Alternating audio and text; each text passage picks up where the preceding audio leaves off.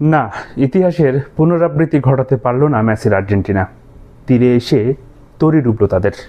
আজকে বিশ্বকাপের ফাইনালে স্পেনের পক্ষে 1-0 গোলে হেরে বিশ্বকাপের স্বপ্নের সমাপ্তি ঘটাল আর্জেন্টিনা।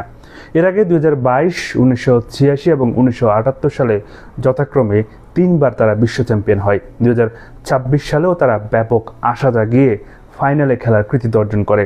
সব বাঘা বাঘা টিমকে পেছনে ফেলে তারা কিন্তু খুব সহজে ফাইনালেও পৌঁছায়। কিন্তু ফাইনালে এসে তাদের স্বপ্ন আর সমাপ্ত হলো না, স্বপ্ন আর সুমধুর হলো না।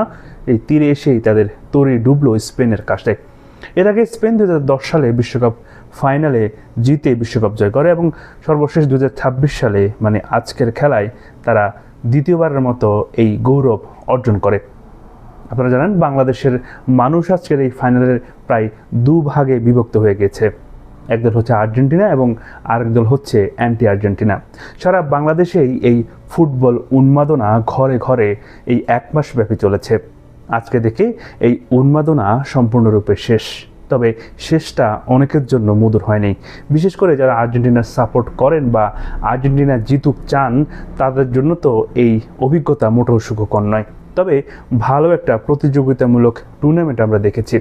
ফাইনালে আর্জেন্টিনার খেলা অনেকটা খেই হারিয়েছে। ফাইনালের আগে যতগুলো খেলা আর্জেন্টিনা খেলেছে, প্রত্যেকটা খেলায় তারা কিন্তু তীব্র প্রতিদ্বন্দ্বিতা দেখাচ্ছে এবং কিছু কিছু খেলায় তারা তো মানুষকে অবাক করে দিয়েছে, একদম শেষ মুহূর্তে গিয়ে জয় ছিনিয়ে এনেছে। তবে বিশ্বকাপেও মানুষ, বিশ্বকাপের ফাইনালেও তাদের সমর্থকরা চেয়েছিল আর্জেন্টিনা এরকম একটা কামব্যাক করবে, কিন্তু সর্বশেষ অবস্থায় তারা কামব্যাক করতে পারল না এবং তীরে এসেই সেই তরি ডুবালো। মানে বিশ্বকাপ জয়ের স্বপ্ন তাদের 2026 সালে সেটা স্বপ্নই থেকে গেল। তাদের বুকের জার্সিতে 3টি স্টার থাকে, তারা ভেবেছে হয়তো এই স্টারের সাথে আরেকটি স্টার যুক্ত হবে, কিন্তু ভাগ্যের নির্মম পরিহাসে পুরো টুর্নামেন্ট ভালো খেলেও ফাইনালে এসে তারা সেই একটি স্টার নতুন করে তাদের জার্সিতে উঠাতে পারল না। অন্যদিকে স্পেনের জার্সিতে স্টার সংখ্যা 1টি। তারা এই বিশ্বকাপটি জয়ের মাধ্যমে তারা তাদের জার্সিতে আগামী বিশ্বকাপের জন্য 2টি স্টার উঠিয়েছে। প্রিয় দর্শক, আজকে পুরো ফুটবল খেলার উন্মাদনা হিসেবে আজকে কিন্তু শেষ হওয়ার কথা।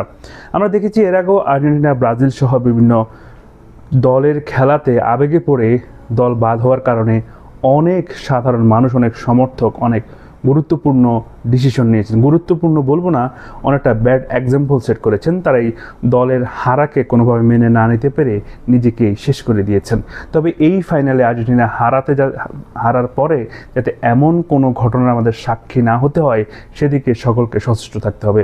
আমরা খেলাকে শুধু খেলার মতোই দেখব, খেলাকে একটা আনন্দের অনুষঙ্গ হিসেবে দেখব। আমরা এটাকে এমনভাবে জীবনের সাথে ওতপ্রোতভাবে জড়িত করব না যাতে করে আমাদের কারো কোনো ক্ষতি হয় কিংবা আমার দ্বারা আরেক ভাইয়ের ক্ষতি হয়।